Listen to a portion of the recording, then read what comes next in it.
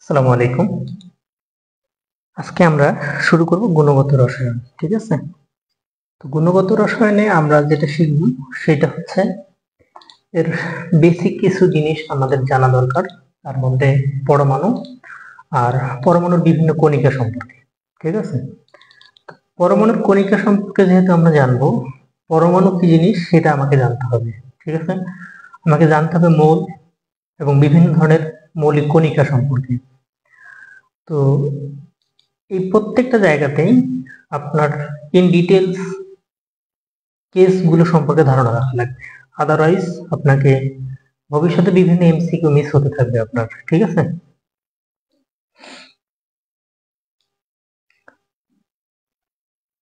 কণিকা সম্পর্কে। ঠিক আছে, আচ্ছা, আশা করি সবকিছুই ওকে। আমি দেখতে পাচ্ছি একদম ক্লিয়ার, কোনো প্রবলেম আশা করি নাই। লাইট বা এরকম কোনো প্রবলেমও থাকার কথা না। আচ্ছা, আমরা এখন যেটা দেখব সেটা হচ্ছে আমাদের জন্য খুবই ভ্যালিড একটা চ্যাপ্টার, যেটা আমরা বলতে পারি এখন। তো এই জায়গা যেহেতু আমরা পড়বো, আমি ক্লাসটা শুরু করতে চাইছিলাম 2:30টার সময়, তো নামার শেষে খাওয়া শেষে মোটামুটি ভাবে দেরি হয়ে গেল। আমরা নিয়ত করে ক্লাসটা শুরু করি। গুণগত রসায়নের আজকে 25 নম্বর, মানে 25টা ক্লাসের মধ্যে প্রথম ক্লাস আজকে। হ্যাঁ, আমরা মোট 87টা ক্লাসে রসায়ন প্রথম পত্র সম্পূর্ণ শেষ করে দেবো ইনশাল্লাহ। তার মধ্যে আজকে প্রথম ক্লাস যেহেতু, আরো বাকি আছে 86টা। সবকিছু ক্লিয়ার শোনা যাচ্ছে কিনা, বোঝা যাচ্ছে কিনা, এগুলো সম্পর্কে আমাকে একটু জানাই দিয়েন। শুরু করে দিচ্ছি আমি। তো আমরা যেহেতু পড়বো হচ্ছে গুণগত রসায়ন, তো গুণগত রসায়ন তো কঠিন কোনো চ্যাপ্টার না। তো আমাদের যেই জিনিসগুলো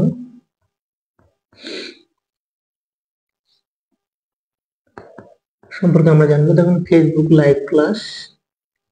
আচ্ছা, ক্লাস সংখ্যা সম্পর্কে আমি আপনাকে ধারণা দিয়ে দিই। মোট ক্লাস হচ্ছে আমাদের কতটা বলেন তো? 87টা। আমাদের বাকি থাকতেছে আর কয়টা? 86টা। এবং আজকে হচ্ছে আমাদের কত? লেকচার 1। ঠিক আছে, আজকে হচ্ছে আমাদের কি? লেকচার 1। তো এই লেকচার 1-এ যা শেখাবো তা যদি আপনি ভালো মতো শিখতে পারেন, আপনার অনেক গুরুত্বপূর্ণ কিছু জিনিস আপনি জানতে পারবেন আজকে। এবং বইগুলোর ক্ষেত্রে এগুলো খুবই গুরুত্বপূর্ণ ইনফরমেশন। আমি বিভিন্ন বই থেকে পড়ার চেষ্টা করেছি, বিভিন্ন ভিডিও থেকে কালেক্ট করছি। দেশি বিদেশি যত ধরনের রাইটার সবগুলো বই পড়ার চেষ্টা করেছি সর্বোচ্চটুকু দিয়ে, এবং মস্তিষ্কের যতটুকু নেওয়া সম্ভব বা যতটুকু নিলে আপনার উপকার হবে আমি ততটুকু আপনাকে শেখাই দেব। হ্যাঁ, তো ব্যাপার হইতেছে ক্লাস করবেন, যেহেতু প্রশ্ন থাকলেও করবেন, এ নিয়ে কোনো সমস্যা নাই। যাক, শুরু করি। ধরেন আমার যেহেতু গুণগত রসায়ন আমি শিখবো, আপনাকে প্রথম যে জিনিসটা সম্পর্কে জানা লাগবে সেইটা হলো বাবা পরমাণু। কি জানা লাগবে বলেন তো? পরমাণু। তো পরমাণু কি জিনিস? ঠিক আছে, এই পরমাণু সম্পর্কে আমাদের স্পষ্ট। আচ্ছা, শেষ কবে হবে? আমাদের প্রতিদিন যেহেতু ক্লাস, 87 দিনেই ইনশাআল্লাহ শেষ হয়ে যাবে। ঠিক আছে, 87 দিনেই আমরা শেষ করে ফেলবো। তো প্রথমত আমরা জানি পরমাণু সম্পর্কে। আমরা জানি যে পরমাণু কি জিনিস। পরমাণু হচ্ছে মৌলিক পদার্থের, কি পদার্থের বলেন তো? মৌলিক পদার্থের ক্ষুদ্রতম, কিতম? ক্ষুদ্রতম কণিকার নাম হলো পরমাণু। তাহলে মৌলিক পদার্থের ক্ষুদ্রতম কণিকার নাম হলো কি?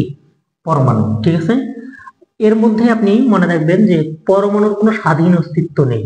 পরমাণুর কি নাই বলেন তো? পরমাণুর কোনো স্বাধীন অস্তিত্ব নেই। এটা একটা গুরুত্বপূর্ণ তথ্য। তাহলে আমরা মনে রাখবো মৌলিক পদার্থের ক্ষুদ্রতম কণিকার নাম হলো কি? না, গুণগত শেষ করতে 87 না, গুণগত শেষ করতে লাগবে 25 দিন, আর পুরা রসায়ন প্রথম পত্র শেষ করতে 87 দিন। আমরা পড়াবো হচ্ছে 2 থেকে 5 নাম্বার কর্মমুখী রসায়ন পর্যন্ত পড়াবো, ঠিক আছে? যাক, দেখেন তাহলে আমরা বলতেছি মৌলিক পদার্থের ক্ষুদ্রতম কণিকার নাম হলো পরমাণু, আর পরমাণুর কি নাই? কোনো স্বাধীন অস্তিত্ব নেই। তাহলে পরমাণুর আমাদের কি নাই? কোনো স্বাধীন অস্তিত্ব নাই। এটা হলো কথা। আচ্ছা, এরপর দেখেন পরমাণু আসলে কোনগুলো যেগুলোর স্বাধীন অস্তিত্ব নেই। আর তাহলে পরমাণু আবিষ্কার করছে কি? পরমাণু আবিষ্কার করলো কে? পরমাণু আবিষ্কার করছে কি? আচ্ছা, পরমাণু আবিষ্কার করছে কে কে সেটা সম্পর্কে আমরা সেই ছোটবেলা থেকে জানতেছি। তবে আমরা আজকে মনে রাখবো হচ্ছে কনাদ। 3 জন বিজ্ঞানীর নাম মনে রাখবো। কনাদ 1, 2 নাম্বার মনে রাখবো হচ্ছে লুসিফাস, ঠিক আছে? 3 নম্বরে মনে রাখবো হচ্ছে ডেমোক্রিটাস, ঠিক আছে? এবং এইখানে এই নামগুলোর সাথে আমরা আরেকটা নাম মনে রাখবো হচ্ছে জন ডাল্টন। এবং এখানে একটা সাল মনে রাখি, সালটা হচ্ছে 1900। তো সরি, এটা আসলে 1900 সালের পূর্বে আর কি, হ্যাঁ, এটা 1900 সালের পূর্বে। তো এইখানে এই নামটা আমরা পরবর্তীতে শিখবো। এখানে একটু বলছেন যে কনাদ, লুসিফাস এবং কি ডেমোক্রিটাস, এরা 3 জন একসাথে বলছেন, বা এই 3 জন একটা কথায় বলছেন যে পরমাণু হলো অবিভাজ্য। এই 3 জন কি বলছে বলেন তো? পরমাণু অবিভাজ্য। অর্থাৎ পরমাণু অবিভাজ্য মানে এই পরমাণুকে আর কি করা যায় না? ভাঙা যায় না। তাহলে পরমাণুকে কি করা যাবে না? ভাঙা যায় না। অবিভাজ্য মানে মনে রাখবো ভাঙা যায় না, ঠিক আছে? তাহলে এনারা বললেন যে পরমাণুকে কি করা যায় না? ভাঙা যায় না। তাহলে এই কথার মধ্যে বলছে যে কনাদ, তিনি একজন ভারতীয় বিজ্ঞানী, গ্রিক বিজ্ঞানী বা দার্শনিক ডেমোক্রিটাস, উনিও বলছে যে পরমাণু অবিভাজ্য, ঠিক আছে? তো যদি বলে যে পরমাণু আবিষ্কার করছে কি, বা পরমাণুর মূল আবিষ্কারক কি, আপনি অবশ্যই মাথায় রাখবেন যে পরমাণুর মূল আবিষ্কারক হচ্ছে ডেমোক্রিটাস। এটা পরীক্ষার জন্য আপনার গুরুত্বপূর্ণ, হ্যাঁ, যদি কখনো তুলে দেয় তাহলে মনে রাখবো আবিষ্কার হচ্ছে ডেমোক্রিটাস, বাট এটাকে ভাঙা যায় না, বারবারই বলেছেন কনাদ, লুসিফাস এবং কি ডেমোক্রিটাস, ঠিক আছে? তো পরমাণু অবিভাজ্য এই কথাটা দীর্ঘদিন যাবত প্রচলিত ছিল, একদম দীর্ঘদিন যাবত এই কথাটা প্রচলিত ছিল। তো জন ডাল্টন 1803 সালে, কত সালে বলেন তো? 1803। জন ডাল্টন 1803 সালে বলেন যে পরমাণু কি করা যায় না। উনি এদের এই কথাগুলোকে সমর্থন করেন, ঠিক আছে? পরবর্তীতে বিজ্ঞানী নিউটন, বিজ্ঞানী কি বলেন তো? নিউটন। তো ইনি আলোর তরঙ্গ তত্ত্ব বা আলোর যে প্যাকেট, ফোটন ইত্যাদি সম্পর্কে আবিষ্কার করেন, এবং তিনি একটা জিনিসই বলেছিলেন যে পরমাণু কি করা যায়? ভাঙা যায়। এবং আধুনিক পদার্থ বিজ্ঞানের বিভিন্ন প্রসেস নিয়ে ইনি কাজ করেছিলেন। ঠিক তার 200 বছর পর বা কিছু পরে এইখানে অ্যারিস্টটল,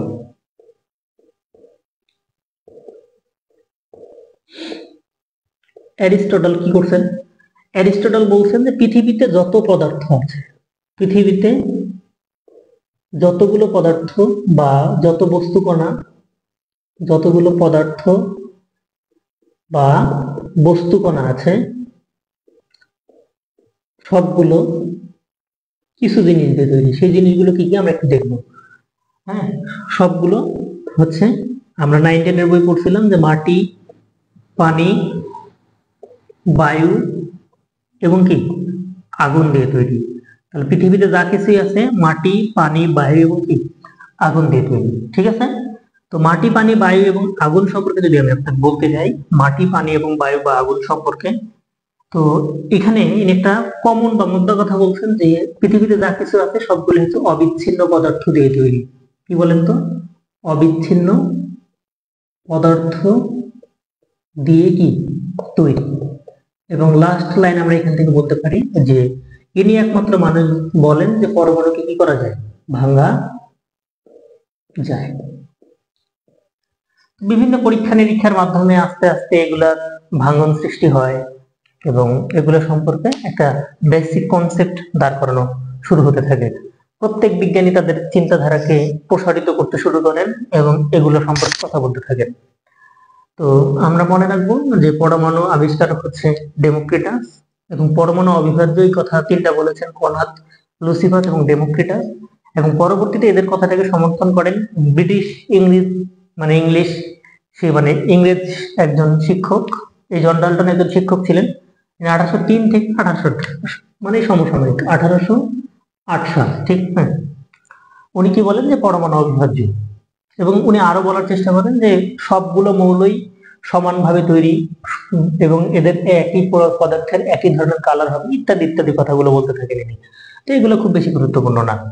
তো আমরা জানলাম পরমাণু হচ্ছে মৌলিক পদার্থের ক্ষুদ্রতম কণিকার নাম হলো পরমাণু। আর পরমাণুর কোনো কি নাই, স্বাধীন অস্তিত্ব নাই। ঠিক আছে, পরমাণু কি কোনো স্বাধীন অস্তিত্ব নাই।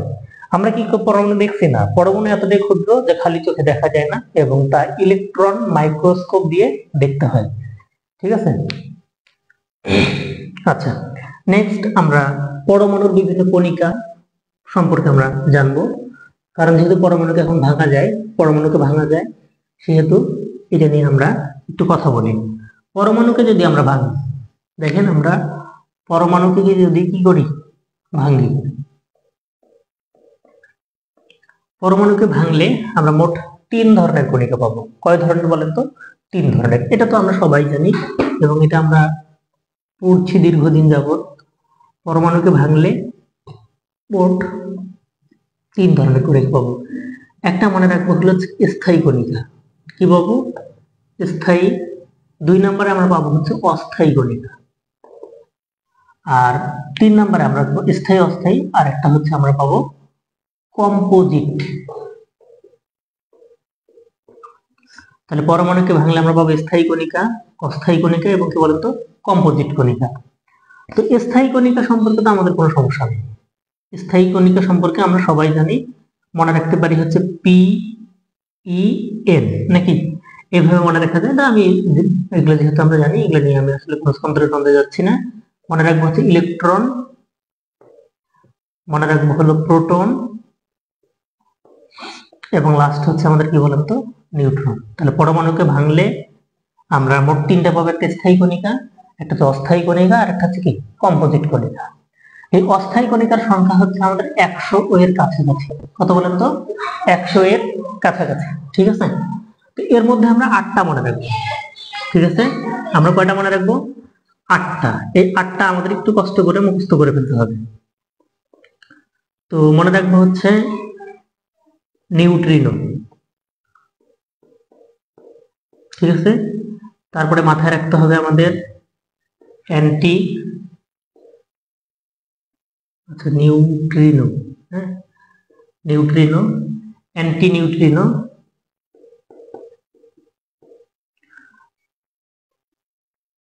পজিট্রন। কি মনে রাখবো? পজিট্রন অথবা অনেকে বলে পজিট্রিনো, দুটোই মাথায় রাখলেই হয়। এগুলো একটু মুখস্থ। হ্যাঁ, তারপরে হচ্ছে আমরা মনে রাখবো হলো মেসন, পাইওন, মনে রাখবো হলো মিউন,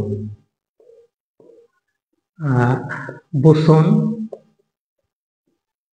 আর এইখানে আমরা মনে রাখবো 2, 4, 6, 7, লাস্টেরটা হচ্ছে গ্রাভিটন। ঠিক আছে, এই 8টা মাথায় রাখতে হবে। আর কম্পোজিট কণিকার ক্ষেত্রে যদি আমরা বলি, এখানে হচ্ছে মনে রাখবো 2টা। কয়টা বলেন তো? কম্পোজিট কণিকা আমরা মনে রাখবো হলো 2টা। কি কি? একটা হচ্ছে আলফা কণা। এই আলফা কণা সম্পর্কে আমি আপনাকে অনেক ডিটেলস কোনো কিছু বলবো, আপনার কাজে দিবে। হ্যাঁ, আর এইখানে আমরা আলফা কণা, আর একটা হচ্ছে মনে রাখবো ডিউটেরন কণা, ডিউটেরন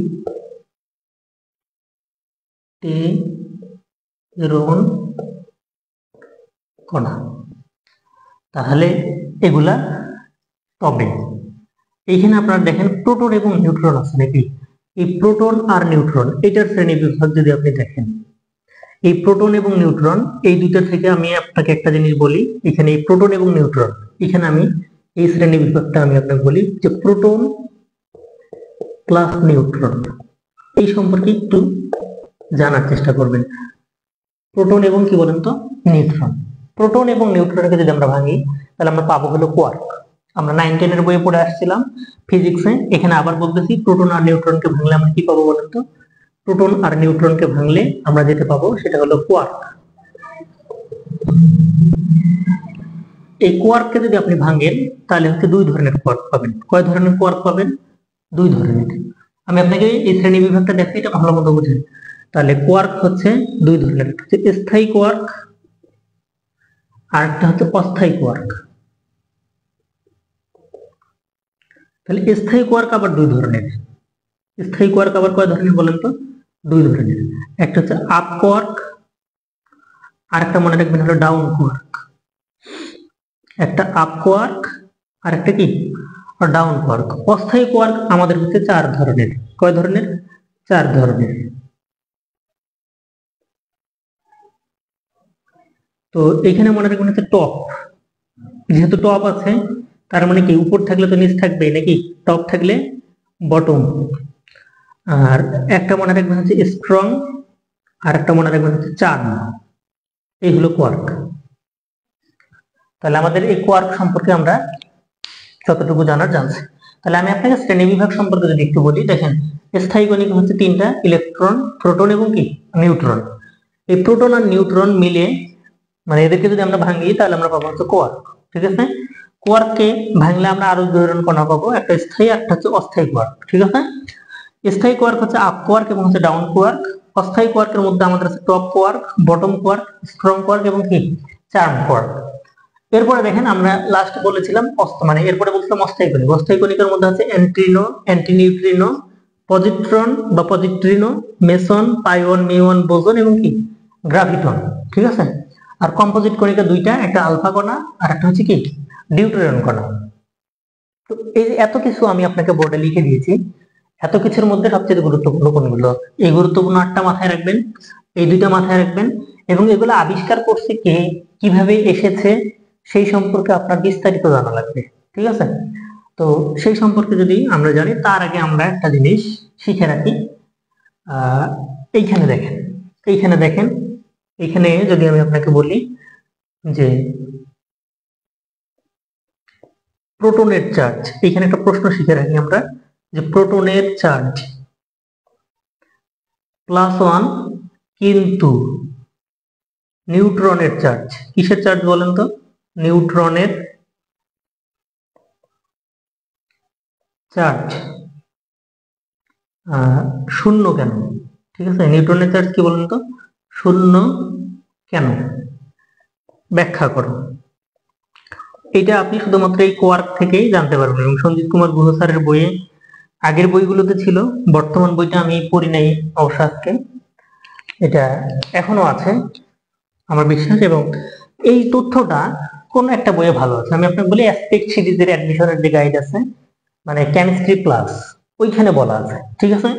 তো মনে রাখবেন যে আপ কোয়ার্কের মান, আপ কোয়ার্কের মানটা আমি আপনাকে এখানে লিখে দেই যে +2/3 ই। আপ কোয়ার্কের মান হচ্ছে কি আমাদের +2/3 ই, এই যে এখানে। আর ডাউন কোয়ার্কের মান হচ্ছে -1/3 হচ্ছে ই। এই বক্সটা মাথায় রাখলে আপনার এই প্রশ্নটার উত্তর আপনি দিতে পারবেন। এটা আপনার যদি খ নাম্বার প্রশ্নে আসে, কখনো কখনো আসতে পারে। ঠিক আছে? তো এগুলো আমি আপনাকে মিশাই দিলাম, এইখানে আমি আপনাকে দেখাই কেন আসলে প্রোটনের চার্জ পজিটিভ। আমরা এখন দেখব প্রোটনের চার্জ অর্থাৎ +1, এটা আমরা একটু দেখি। তো আমরা মনে রাখবো প্রোটনের মধ্যে দুইটা থাকে আপ কোয়ার্ক। কয়টা আপ কোয়ার্ক থাকে বলেন তো? আমাদের প্রোটনের মধ্যে থাকে দুইটা আপ কোয়ার্ক আর একটা হলো ডাউন কোয়ার্ক।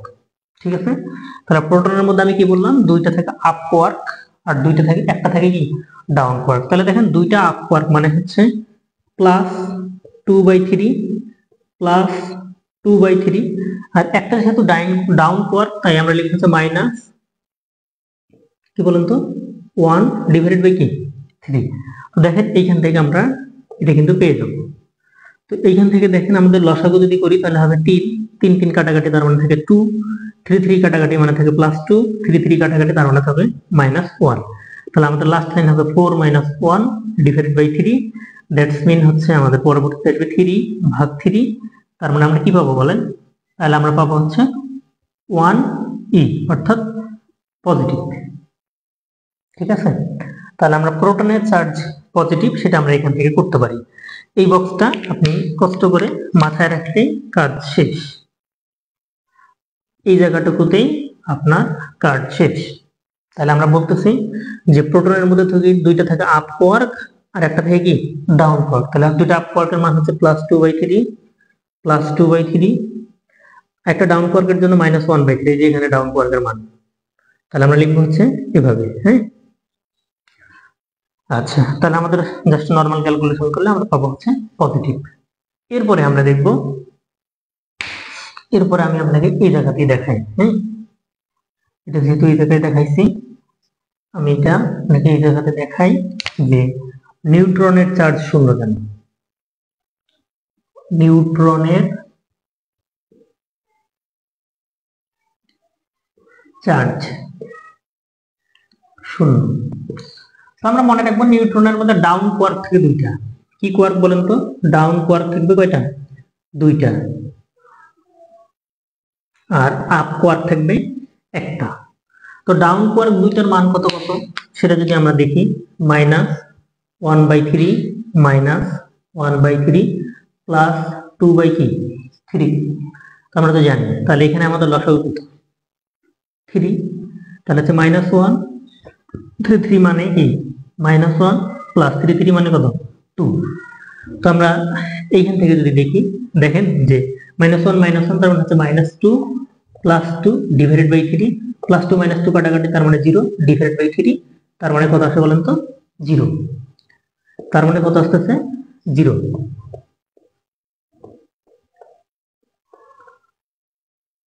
আচ্ছা, তাহলে আমরা এখান থেকে জানলাম যে প্রোটনের চার্জ হচ্ছে +1, নিউট্রনের চার্জ কি বলেন তো? 0।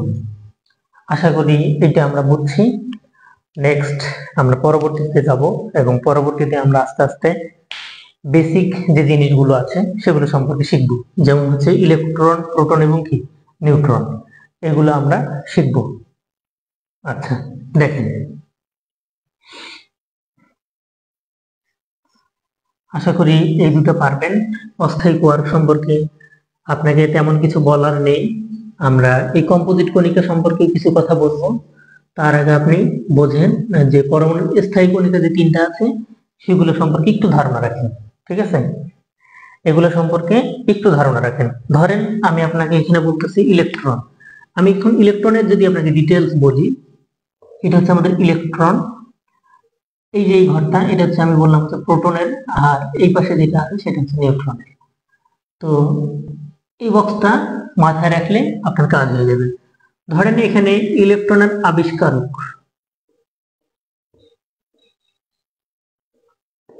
ঠিক আছে, ইলেকট্রন আবিষ্কার করছে J J Thomson. J J কি বলেন তো? থমসন। প্রথমত এটা মাথায় রাখবেন। তাহলে ইলেকট্রন আবিষ্কার করছে জে জে থমসন। ঠিক আছে, কত সালে? 1897 সালে। কিন্তু ইলেকট্রনের নাম কিন্তু আবার ইনি দেন নাই। ইলেকট্রনের অস্তিত্ব আবিষ্কার করছে জে জে থমসন, কিন্তু নামকরণ করছে কে? নামকরণ করছে জে স্টোনি। ওই বিজ্ঞানীর নাম মনে রাখবো হলো জে স্টোনি। ঠিক আছে, আচ্ছা। তো এরপরে ইলেকট্রনের ক্ষেত্রে যদি বলি, এটা একটা হচ্ছে নেগেটিভ চার্জ যুক্ত, তাই না? তাহলে ইলেকট্রনের যদি আমরা বলি তাহলে বলবো হচ্ছে চার্জ। এটা সম্পর্কে আমরা কথা বলবো। চার্জগুলো আমরা বিভিন্ন এককে দেখতে পারি। ইলেকট্রনের চার্জ আমরা বিভিন্ন এককে দেখতে পারি। তবে আমি আপনাকে প্রথমত যেটা লিখে দিচ্ছি সেটা হচ্ছে কুলম্ব এককে, যে -1.6 ইন্টু 10⁻³ কি -19 কি কুলম্ব। যদি আমরা আপেক্ষিক চার্জের কথা বলি, কি চার্জ? ইলেকট্রনের আপেক্ষিক চার্জ বা আপেক্ষিক আধান, সেটা হচ্ছে -1। কত বলেন তো? -1। আচ্ছা, আমি প্রোটনের ক্ষেত্রে যাই। আচ্ছা, এই প্রোটনের আবিষ্কারক, হ্যাঁ, প্রোটনের আবিষ্কারক হচ্ছে রাদারফোর্ড। প্রোটন আবিষ্কার করেন রাদারফোর্ড। কত সালে? ঠিক আছে, এই প্রোটন আবিষ্কার করেন রাদারফোর্ড। কত সালে আবিষ্কার করেন? তো এই প্রোটন সম্পর্কে আমাদের বিভিন্ন বইয়ে বিভিন্ন তথ্য দেওয়া আছে। সেটা যদি আমি আপনাকে বলি, আপনি একটু নর্মালি বোঝার চেষ্টা করবেন। মনে রাখবেন, এই প্রোটন আবিষ্কার করেন বিজ্ঞানী রাদারফোর্ড 1919 সালে। কত সালে বলেন তো? 1919 সালে।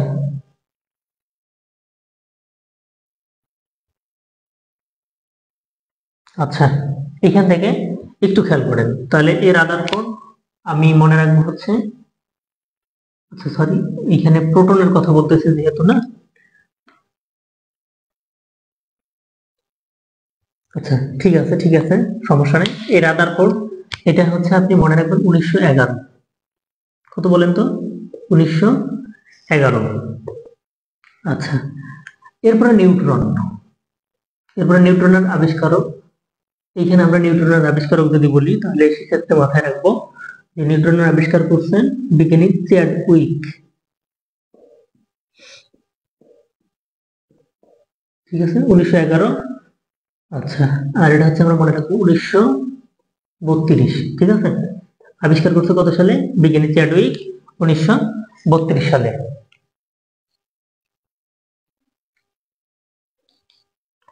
আচ্ছা, এই পর্যন্ত ক্লিয়ার কিনা? আমরা একটু চার্জ গুলো সম্পর্কে নিয়ে কথা বলবো, সমস্যা নাই।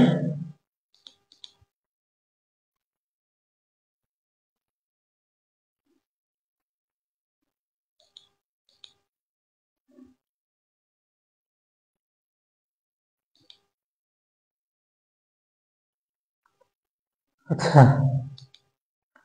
আপনার এই বিষয়ে কোনো প্যারা নেই। আপনি একটা সময় মাথায় রাখবেন যে এগুলা, এই যে বেসিক জিনিসগুলো আমরা শিখাচ্ছি, ঠিক আছে, এই যে নর্মাল যে জিনিসগুলো, এগুলো যদি আপনার ক্লিয়ার ধারণা থাকে, তাহলে দেখবেন যে আপনি একটা সময় এগুলো তো ভালো করছেন। হ্যাঁ,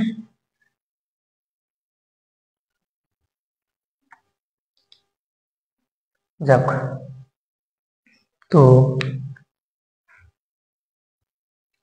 একটু ভালো ধারণা আমাদের অনেক কিছুই পরিবর্তন করে দিতে পারে। আমরা পরীক্ষা হলে এগুলোতে যদি ভালোভাবে পড়াশোনা করি, তাহলে আমাদের জন্য এগুলো অনেক ভালো কিছু বই আনবে আশা করি।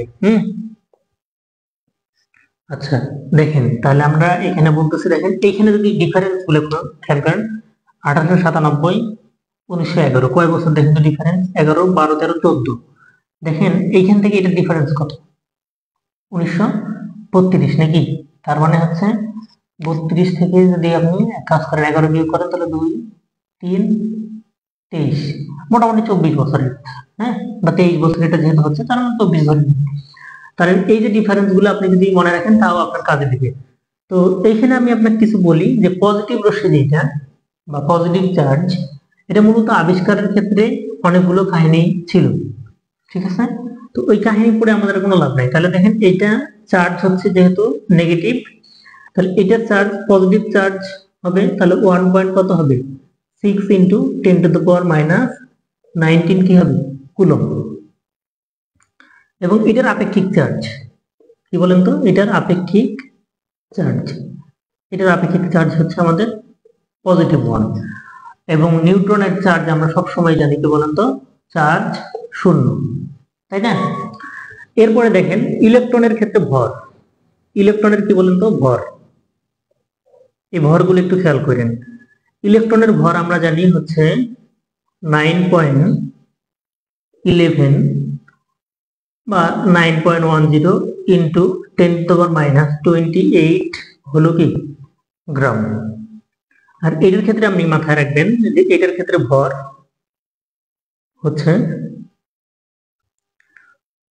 এটার ভর কত? হ্যাঁ, 1.675 ইন্টু 10⁻24 গ্রাম। এটাও কিন্তু এখানে কি ভর।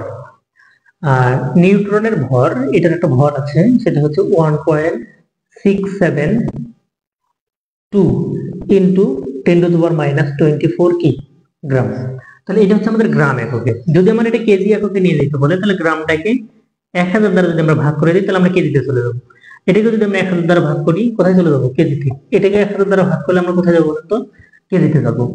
তো এই সিস্টেমটা মনে রাখবো কিভাবে? দেখেন 28 আছে, 3টা শূন্য আছে না, তাহলে 3 ঘর বাড়ায় দেন, তাহলে কত হবে? যে 9.11 ইন্টু 10⁻⁻, তাহলে দেখেন 28, 29, 30, 31, 3 ঘর বাড়াইছি, তার মানে এখানে কত হবে? 31 কেজি। এটা আমাদের কত হবে? 1.675 ইন্টু 10⁻⁻27 কেজি, ঠিক আছে। এরপর এটা হচ্ছে আমাদের হবে 1.672 ইন্টু 10⁻⁻27 অবশ্যই কেজি, ঠিক আছে। তো আমাদের এই জিনিসগুলো সম্পর্কে আশা করি ধারণা আছে।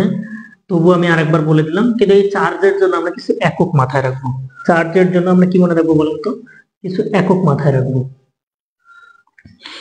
এবং এগুলো কোনটা কত সেন্টিমিটার সেই জিনিস সম্পর্কে আমাদের একটু ধারণা থাকলে আমাদের জন্য এগুলো ভালো হবে। হ্যাঁ, আচ্ছা, এই জিনিসটা আমি মিশাই দিচ্ছি, পরবর্তীতে দেখেন। আমরা এই চার্জ সম্পর্কে আর কিছু জিনিস বলি আপনাকে। এই চার্জ পরীক্ষায় আপনার জন্য খুবই গুরুত্বপূর্ণ।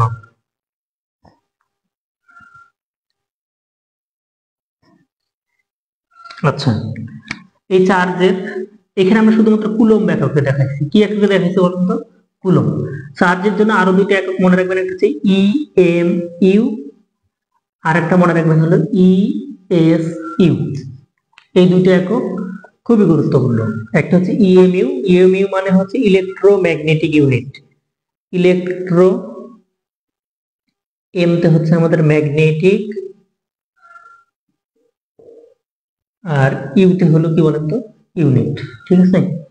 ইউএনআইটি, ইউনিট। এটা হচ্ছে আমাদের ইলেকট্রো, ইতে হচ্ছে ইলেকট্রো, এস তে হচ্ছে স্ট্যাটিক, ইউতে হলো কি বলেন তো? ইউনিট। এখন চার্জের একক কুলম্ব থেকে ইএসইউ এবং ইএমইউ, এই দুটো একক আপনার মাথায় রাখাটা জরুরি। তো ইএসইউ এবং ইএমইউ এককে যদি আমরা জানবো, সেটা সম্পর্কে একটু ধারণা রাখলে আমাদের জন্য এটা খুব ভালো হবে। আচ্ছা, এইখানে আমি আপনাকে যে কয়েকটা কথা বলি সেটা আপনার মাথায় রাখাটা জরুরি। মনে রাখবেন 1 ইএমইউ অর্থাৎ 1 ইএমইউ। হ্যাঁ, এই যে ইএমইউ বলছি না, এখানে আপনি মনে রাখবেন হচ্ছে 1 ইএমইউ ইজ ইকুয়াল টু, মনে রাখবেন হচ্ছে 10 কুলম্ব। কত কুলম্ব? যে 1 ইএমইউ মানে হচ্ছে 10 কুলম্ব। কত কুলম্ব? 10 কুলম্ব। হ্যাঁ, আর ইএসইউ এর ক্ষেত্রে মনে রাখবেন 1 কুলম্ব। কত কুলম্ব? 1 কুলম্ব সমান সমান মনে রাখবেন 3 ইন্টু 10⁻9 ইএসইউ। 10⁻9 কি বলেন তো? ইএসইউ। এই দুইটা কথা যদি আপনি মাথায় রাখেন তাহলে আপনি পরেরটা কিন্তু করতে পারবেন। ধরেন আমাদের 1 ইএমইউ সমান সমান বলা আছে কত? 10 কুলম্ব। তাহলে এত কুলম্ব সমান সমান কত ইএমইউ, এটা আপনি কনভার্সনে দিতে পারবেন না। তাহলে আপনার এই জায়গাতে যে জিনিসটা মাথায় রাখবেন সেটা আপনার কাজে দিবে।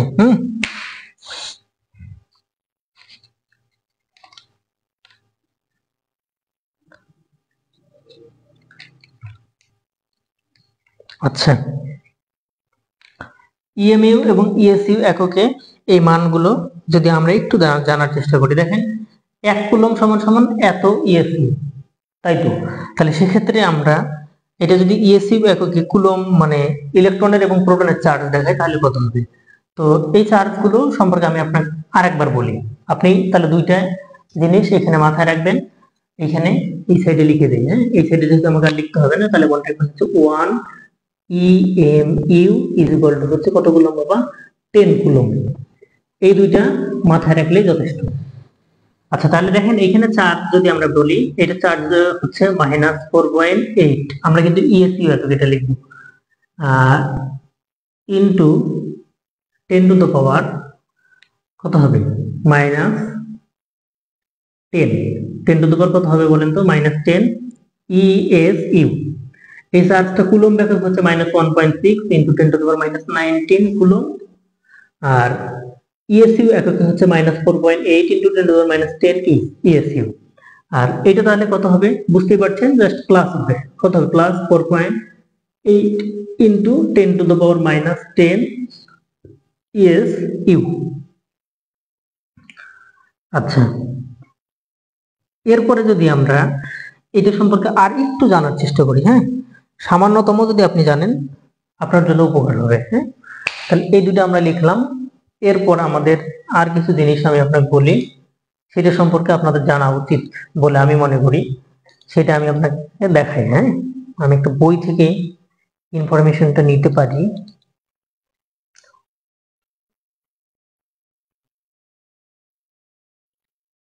আচ্ছা,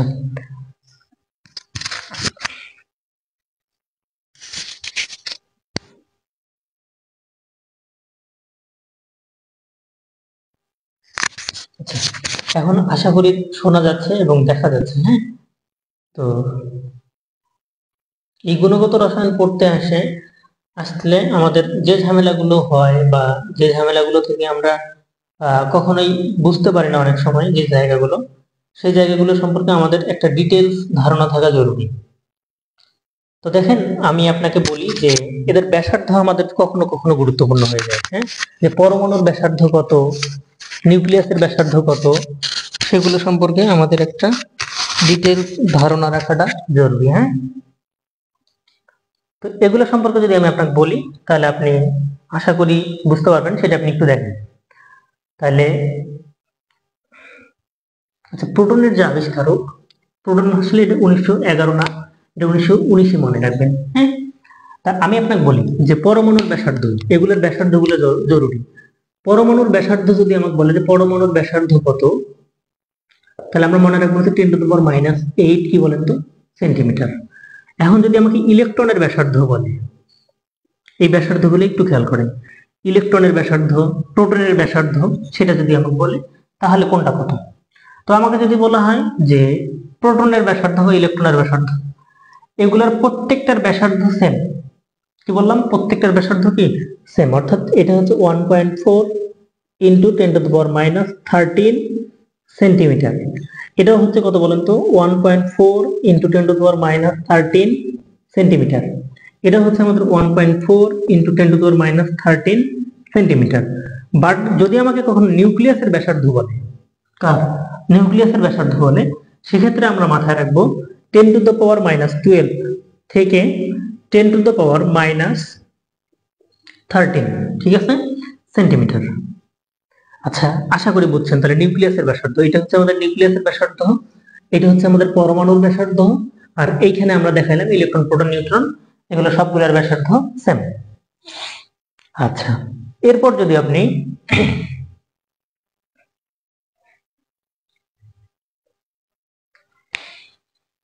আচ্ছা, পরবর্তী টপিকসে যদি আমি আপনাকে কিছু প্রশ্ন বলি বা কিছু জিনিস আমি আপনাকে বলতে পারি, সেগুলো আপনার কাজে দিবে। হ্যাঁ, এগুলো সম্পর্কে একটু ধারণা থাকলে আপনার জন্য ফার বেটার হবে সব মিলাই। এখানে আমি আপনাকে কিছু ইনফরমেশন দেই যেগুলো আপনার অ্যাডমিশনের জন্য খুবই গুরুত্বপূর্ণ। মনে রাখবেন, ইলেকট্রনকে বলা হয় কক্ষপথের সঞ্চরণশীল ঋণাত্মক কণা। হ্যাঁ, নিউট্রনকে বলা হয় নিরপেক্ষতার রূপকার। এই দুইটা ইনফরমেশন মনে রাখবেন। আর নিউট্রন সংখ্যা হচ্ছে আমাদের আইসোটোপ নির্ধারণ করে দেয়। আর প্রোটনকে বলা হয় মৌলের পরিচিতি নির্ধারণ। আর নিউট্রন গঠিত দুটি ডাউন কোয়ার্ক এবং একটা আপ কোয়ার্ক নিয়ে, যেটা আমরা কিছুক্ষণ আগে দেখেছি। আর প্রোটন গঠিত দুটি কোয়ার্ক, মানে দুটি আপ কোয়ার্ক এবং একটি কি ডাউন কোয়ার্ক নিয়ে।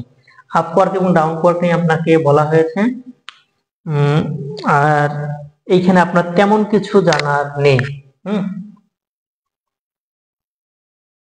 আচ্ছা, তবুও আপনাকে কিছু ইনফরমেশন আমার জানানো উচিত, আমি মনে করছি, সেটা আপনি একটু দেখবেন।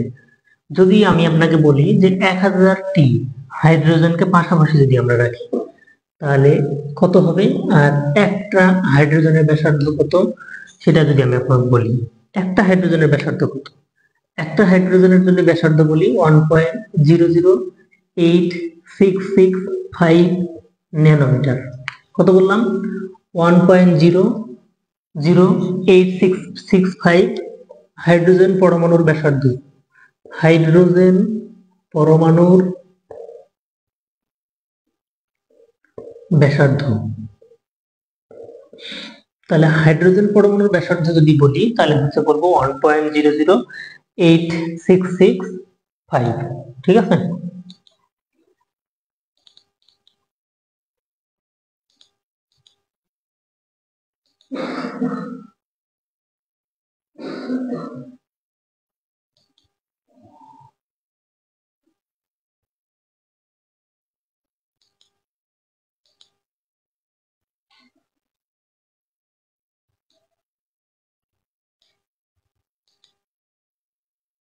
আচ্ছা, হাইড্রোজেন পরমাণুর ব্যাসার্ধ তাহলে আমরা বললাম হচ্ছে 1 পয়েন্ট কি বলতো, আচ্ছা হাইড্রোজেন পরমাণুর ব্যাসার্ধ তাহলে আমি বললাম 1.00866 কি 5, তাই না? তো হাইড্রোজেন পরমাণু সম্পর্কে আমাদের যতটুকু আমি আপনাকে বলেছি এতটুকু বাইরে আপনি একটু খেয়াল করেন। ধরেন এত ন্যানোমিটার, তো আমরা 1 ন্যানোমিটার মানে কত জানি? 1 ন্যানোমিটার মানে আমরা জানি হচ্ছে 10⁻⁹ কি বলি 9 মিটার। তো যদি মনে রাখবেন এখানে 1000 কোটি, কত কোটি? 1000 কোটি হাইড্রোজেন পরমাণু, কি পরমাণু? হাইড্রোজেন পরমাণু। 1000 কোটি হাইড্রোজেন পরমাণু পাশাপাশি রাখলে এর যে ব্যাসার্ধ হবে সেটা হচ্ছে 1 মিটার। কয় মিটার? 1 metre only. এইটুকু মাথায় রাখলেই এনাফ। এখন আমরা পরবর্তী যে টপিকগুলো ওগুলোতে একটু নরমালি মুভ করার চেষ্টা করব, যাতে করে আমাদের কোনো অসুবিধা পরবর্তীতে ফেস করতে না হয়। দেখেন এখান থেকে আপনি কিছু জিনিস দেখে নিন। হ্যাঁ, ধরেন যে আপনাকে আমি যতটুকু পড়াইছি তার মধ্যে আমি একটা কথা বলেছিলাম আলফা কণা, এটা সম্পর্কে আপনার একটু ধারণা থাকা দরকার, ঠিক আছে? এই আলফা কণার ক্ষেত্রে যদি আমি আপনাকে বলি যে এরকম যদি থাকে, তো আলফা কণা এটা হচ্ছে যে কিছু চার্জের স্রোত।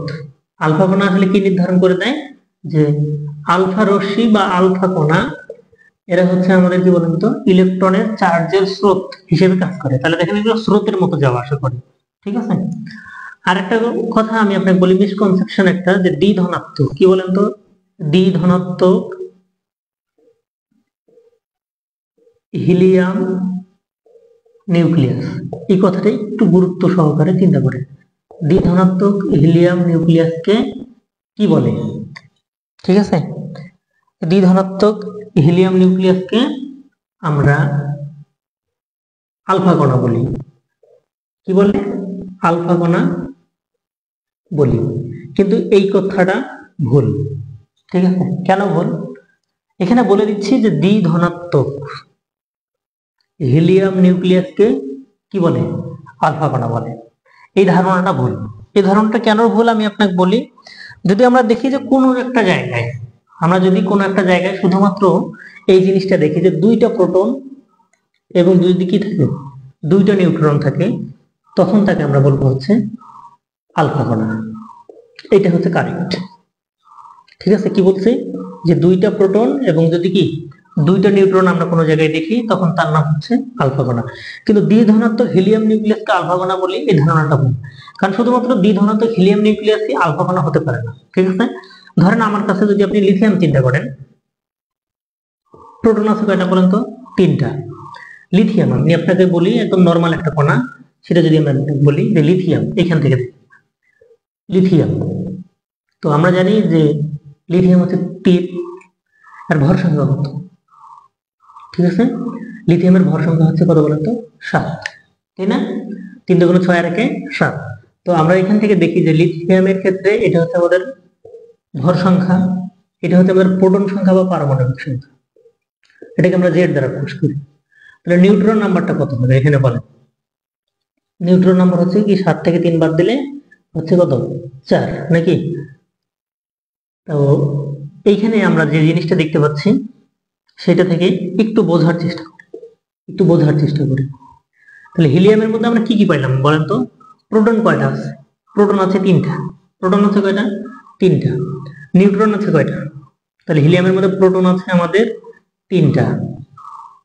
প্রোটন আছে তিনটা, নিউট্রন আছে কয়টা? চারটা। তার মানে এটা কি হিলিয়াম নিউক্লিয়াস? না, এটা আমাদের কি না, হিলিয়াম নিউক্লিয়াস না।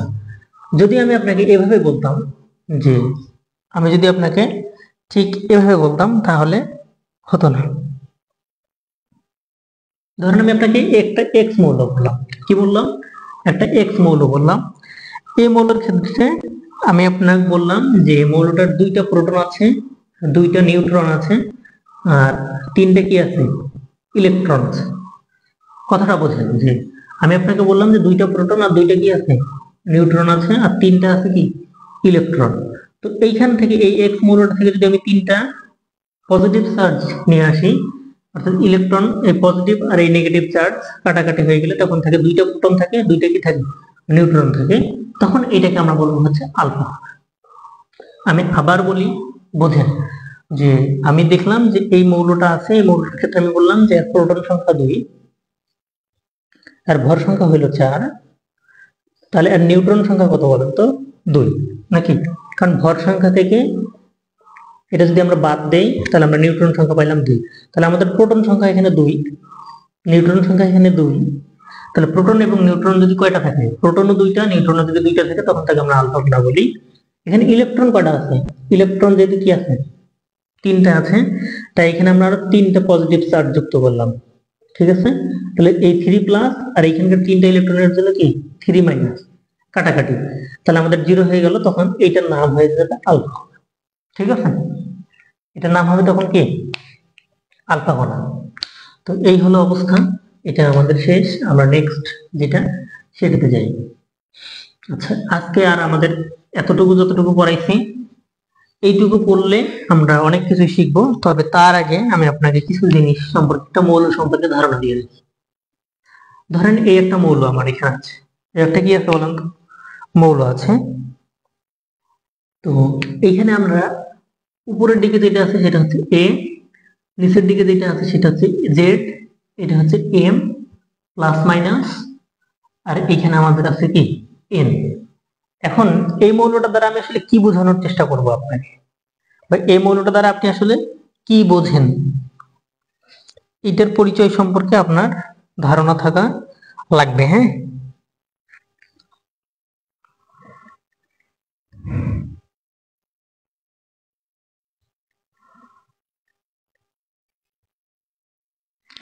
আচ্ছা, ছোটবেলার সবচেয়ে গুরুত্বপূর্ণ যে পরমাণু ছিল আমাদের কাছে, আমরা সেইটা থেকে একটু ধারণা নিই। এইটাকে আমরা একটা ছোট বেলার পরমাণু থেকে একটু ধারণা নেওয়ার চেষ্টা করি। ধরেন আমার কাছে এটার এর মান দেওয়া আছে 23, আর এটা বলা আছে 11, এটা হলো এক্স। এখানে আমি বললাম প্লাস, আর এইখানকার এন দ্বারা আসলে আমরা কি বুঝি? ঠিক আছে, এই এন দ্বারা আমরা কি বুঝি?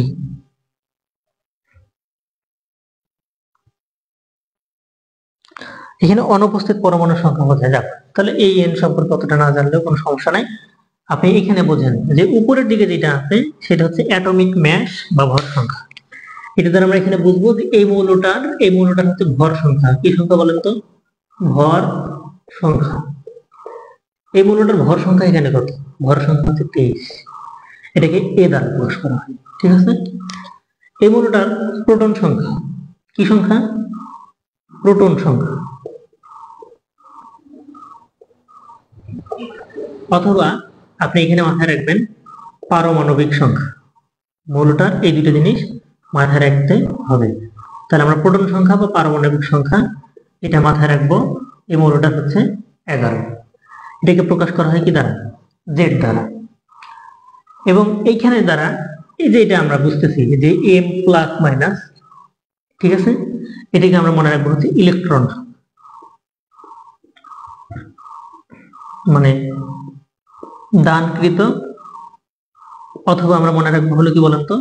গ্রহণকৃত কি সংখ্যা? ইলেকট্রন সংখ্যা। মানে কয়টা দান করলো এবং কয়টা গ্রহণ করলো, তাহলে দানকৃত বা দান করা ইলেকট্রন অথবা কি গ্রহণকৃত ইলেকট্রন। তো এখানে দান করতেছে, তাহলে এটা হচ্ছে আমাদের এম দ্বারা প্রকাশ করা হয়, তাহলে এটা হচ্ছে আমাদের কি প্লাস একটা দান করছে।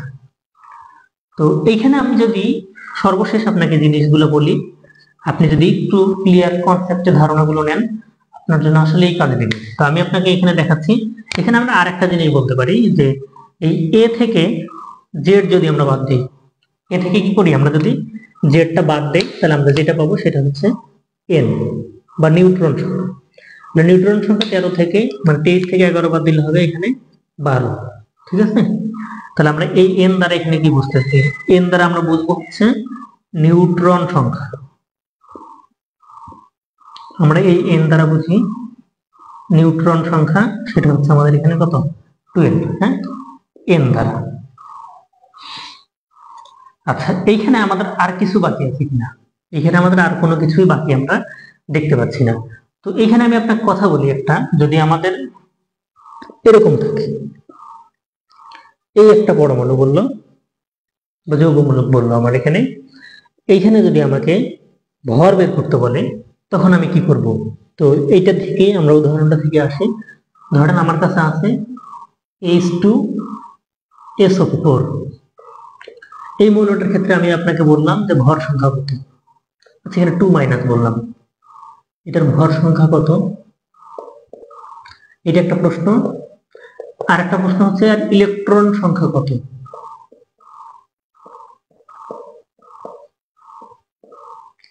এই দুটি হলো আমাদের প্রশ্ন, ভর সংখ্যা কত, ইলেকট্রন সংখ্যা কত।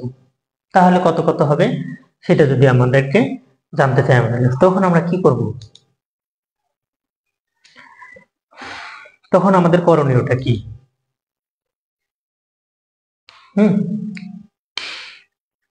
দেখেন এখানে ভর সংখ্যা তো আমি ছোটবেলা থেকেই জানি যে এটার ভর সংখ্যা কিভাবে বের করতে হয়। এখানে হাইড্রোজেন আছে আমাদের কয়টা বলেন তো, 2টা নাকি, তাহলে হাইড্রোজেন এখানে হচ্ছে কয়টা, 2টা। আচ্ছা, এখানে আমি আপনাকে আরেকটা জিনিসও বলে দিই, আরেকটা প্রশ্ন অ্যাড করে দেই যে এটার প্রোটন সংখ্যা কত, কি সংখ্যা, প্রোটন সংখ্যা ইজ ইকুয়াল টু হোয়াট। তবে প্রথমত প্রোটন সংখ্যাটা যদি আপনাকে বের করে দেখাই, একটা একটা করে বোঝার চেষ্টা করেন। এই যে মৌলটা সালফিউরিক অ্যাসিড বা রাজ অম্ল বা অ্যাসিডের রাজা নাকি, এগুলোকে বলা হয় সালফিউরিক অ্যাসিড, একটা নিরোধক পদার্থ, এটাও আমরা জানি। তো দেখেন এই সালফিউরিক অ্যাসিডের ক্ষেত্রে এখানে হাইড্রোজেনের প্রোটন সংখ্যা কত, হাইড্রোজেনের প্রোটন সংখ্যা হচ্ছে 1, আছে কয়টা বলেন তো, 2টা। তাহলে আমি যদি প্রোটন সংখ্যা হিসাব করি তাহলে আছে 2টা। সালফার আমরা জানি এর প্রোটন সংখ্যা বা পারমাণবিক সংখ্যা কত বলেন তো, 16। তাহলে সালফার হচ্ছে আমাদের প্রোটন সংখ্যা হচ্ছে 16, তাহলে হচ্ছে 16 একটাই যেহেতু আছে। অক্সিজেনের প্রোটন সংখ্যা কত আমাদের, অক্সিজেনের প্রোটন সংখ্যা, অক্সিজেনের প্রোটন সংখ্যা হচ্ছে আমাদের কত বলেন তো, 8, আছে কয়টা, 4টা। তাহলে এর সাথে গুণ হবে কত বলেন তো, 4, আর এর সাথে গুণ হয়েছিল 2, তাহলে 2 টি হচ্ছে 2, এটা 16, তার মানে 16ই থাকবে, আর 4 আসলে এখানে হবে কত, 32। যদি আমাকে প্রোটন সংখ্যা হিসাব করতে বলে তাহলে আমি এখানে কত করব, আমাদের প্রোটন সংখ্যা আসলে কত, তাহলে দেখেন 6 আর 2 8 আর 2 10, তাহলে 10 এর 0 হাতে হচ্ছে 1, 3 একে 4 একে কত 5। তাহলে আমাকে যদি বলে প্রোটন সংখ্যা তাহলে আমরা বলবো 50টি, কয়টি বলেন তো, 50টি। যদি বাট আমাকে এখানে যদি বলে যে ইলেকট্রন সংখ্যা কত, তখন আমি কি করব, তাহলে এটার প্রোটন সংখ্যা আমরা হিসাব করা শিখছি আশা করি, ওইটা পারবো। তাহলে ইলেকট্রন সংখ্যা যদি বলে তখন হিসাব আমি সেই ফলো করব। তাহলে মোট প্রোটন আছে কয়টা বলেন তো, 50টা। মোট প্রোটন আছে আমাদের কয়টা, 50টা। আরো দুটি গ্রহণ করতেছে, বা এখানে আগেই আমাদের মৌলটার মধ্যে ছিল 50টা, দুটো দান করছে না গ্রহণ করছে, আরো দুটো গ্রহণ করছিল, 50 যোগ 2, তাহলে ইলেকট্রন সংখ্যা হবে আমাদের কয়টি বলেন তো, 52টি। কয়টি, 52টি। ঠিক আছে, এটা কিন্তু গ্রহণ করছে 2টা, আরো কয়টা ইলেকট্রন গ্রহণ করছে, 2টি। আগে থেকেই ছিল 50টি, মানে প্রোটন সংখ্যা যেটা সেটাই ইলেকট্রন সংখ্যা। মনে রাখবেন যেটাই প্রোটন সংখ্যা ওটাই কি সংখ্যা, ইলেকট্রন সংখ্যা। এই জিনিসটা আপনাকে জানা লাগবে। তাহলে প্রোটন সংখ্যা বা ইলেকট্রন সংখ্যা আগে থেকে ছিল 50টি, আরো 2টি আসছে, তার মানে কয়টা হবে, 52টি। বাট ভর সংখ্যা যদি বের করতে বলে তখন আমরা কি করি, ভর সংখ্যা যদি আমাকে বের করতে বলে তখন আমরা কি করি, এটা তো আমরা ছোটবেলা থেকেই জানি, এগুলো আমরা পারি। হ্যাঁ, ভর সংখ্যা যেহেতু বের করতে বলে, দেখেন হাইড্রোজেনের ভর, হাইড্রোজেনের ভর হচ্ছে 1.008, তো আমরা এক্সাক্ট সংখ্যাটা কত ধরি, 1। সালফারের ভর আমরা জানি হচ্ছে 32, অক্সিজেনের ভর আমরা কত জানি বলেন তো? 16, তাই না? তাহলে আমরা এখন যদি হিসাবে যাই তাহলে কি হবে? দেখেন এখানে H2SO4 সালফিউরিক অ্যাসিড। তো দেখেন এখানে হাইড্রোজেন আছে হচ্ছে একটা, মানে হাইড্রোজেনের ভর 1, আছে হাইড্রোজেন 2টা, তারপর আমাদেরকে একটা প্লাস চিহ্ন দিতে হবে। আচ্ছা, এরপরে দেখেন সালফারের ভর হলো 32, একটা আছে, এক গুণ করলে হবে না করলে হবে, কারণ একটাই যেহেতু। অক্সিজেনের ভর হচ্ছে 16, আছে কয়টা? 4টা। তাহলে 2 1 কে 2, যোগ হলো 32, যোগ হচ্ছে 4 16 কত? 64। তার মানে আমাদের 4 দিয়ে 6 তে 8, 6 আর 3 9, 98। তো এগুলো তো আমরা ছোটবেলা থেকে বের করতে পারি, এটা নিয়ে আমাদের খুব বেশি সমস্যা নাই। আচ্ছা, তবে কখনো কখনো আমাকে যদি বলে যে 1 মোল ইলেকট্রন, 1 মোল হাইড্রোজেন, 1 মোল হাইড্রোক্লোরিক অ্যাসিড, এই ইত্যাদি ইত্যাদি কথাগুলো বলে, হ্যাঁ, এই কথাগুলো বললে তখন আমরা একটু ঘাবড়াই যাই, হ্যাঁ। তো এই জায়গাতে ঘাবড়ানোর আসলে কিছুই নাই, আমরা যতটুকু শিখবো ভালো করে শিখবো। আচ্ছা, নেক্সট আমি আপনাকে যে জিনিসগুলো বলি সেই জিনিস সম্পর্কে একটু নর্মাল যদি আপনি চিন্তা ভাবনা করেন তাহলেই আপনি এই জিনিসটা বুঝতে পারবেন, হ্যাঁ। তো প্রথম ক্লাসে আমি আপনাকে পড়াতে চাইনি, তেমন গল্পই করতে চাইছিলাম, যেহেতু প্রথম ক্লাস, তাই আমার আপনাকে যতটুকু আমার পক্ষ থেকে সম্ভব হয়েছে আমি ততটুকু আপনাকে করাই দিচ্ছি।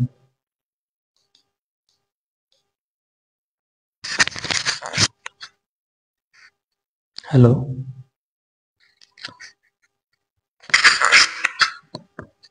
আচ্ছা, কোনো সমস্যা নেই সাউন্ডে?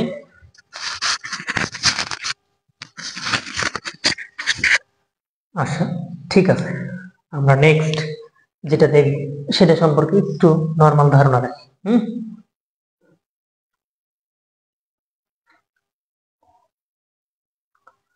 ঠিক আছে, আমাদের সালফিউরিক অ্যাসিডের এটা শেষ করলাম। আমি আপনাকে আরেকটা মৌল দিয়ে আপনাকে ইলেকট্রন সংখ্যা, ভর সংখ্যা এবং প্রোটন সংখ্যা হিসেব করে শেখাবো। ধরেন আমার কাছে আর একটা মৌল আছে, সেটা আমি আপনাকে বই থেকে তুলে দিই যাতে করে আপনার ভবিষ্যতে আর কি এগুলো কোনো না কোনো জায়গায় কমন পড়ে।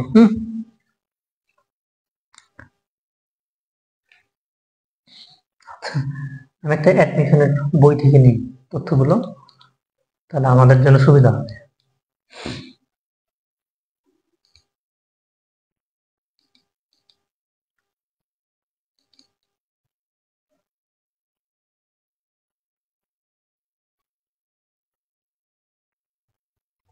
আচ্ছা, দেখেন এইখানে আমার বলছে যে S2O3 2-, এটা মৌলটা হচ্ছে এরকম, এটা হচ্ছে প্রশ্নটা আসছে ঢাকা বিশ্ববিদ্যালয়ে ক ইউনিটে 2014-15 সালে, হ্যাঁ। S2O3 2-, এখানে প্রশ্নটা বলছে যে আয়নে সর্বমোট যোজন ইলেকট্রনের সংখ্যা কত। প্রশ্নটা হচ্ছে আয়নে সর্বমোট যোজন ইলেকট্রনের সংখ্যা কত, দিস ইজ দ্য কোয়েশ্চেন, হ্যাঁ। তাহলে এই আয়নে ইলেকট্রনের যোজন ওজনের মানে এই সংখ্যা কত আসলে দেখো।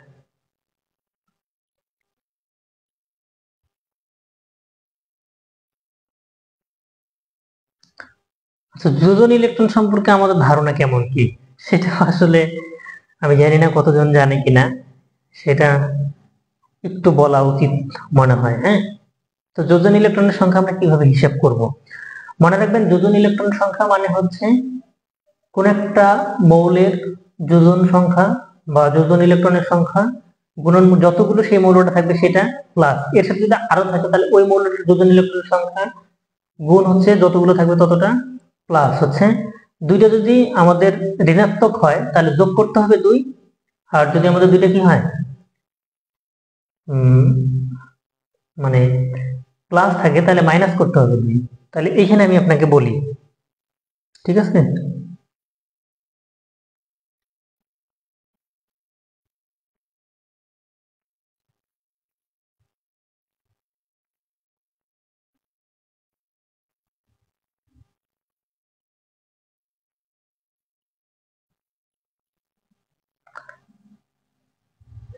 আচ্ছা, এটা আমি আপনাকে হিসাব করে দেখাই।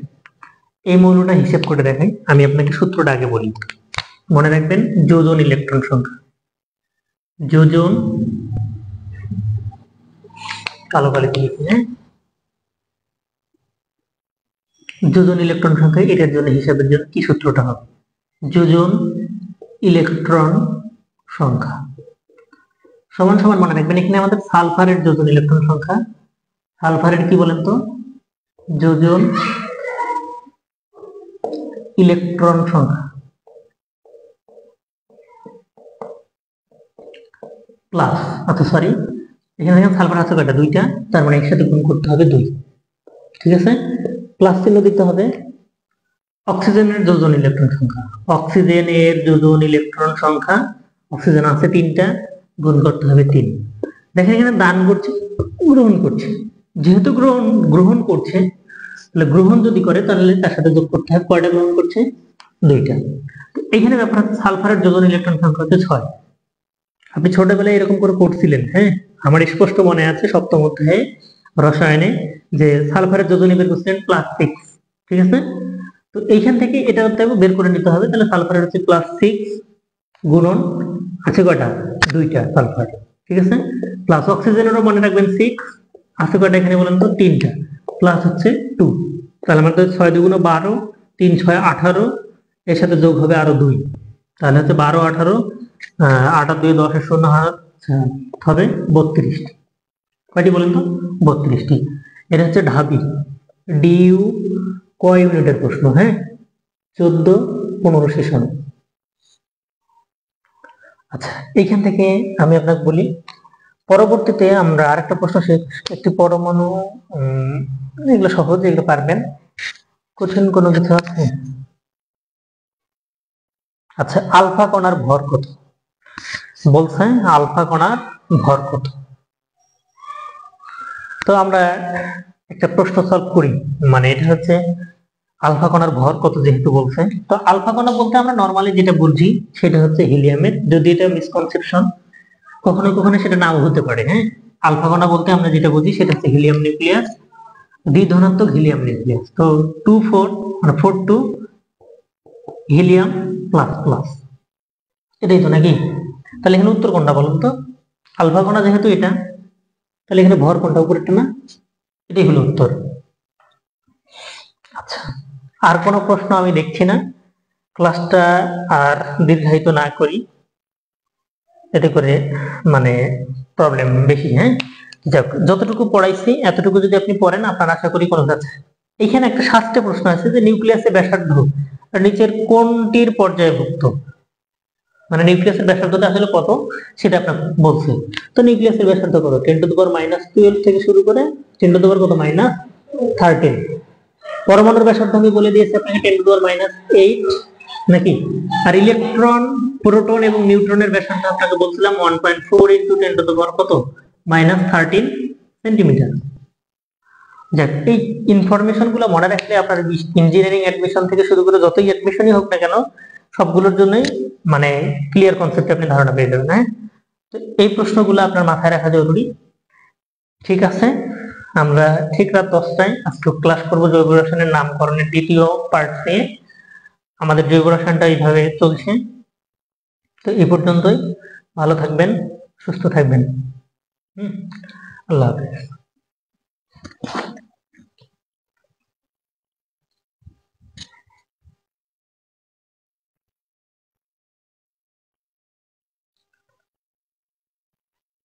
নেট কানেকশন এখনই স্লো হয়ে গেল।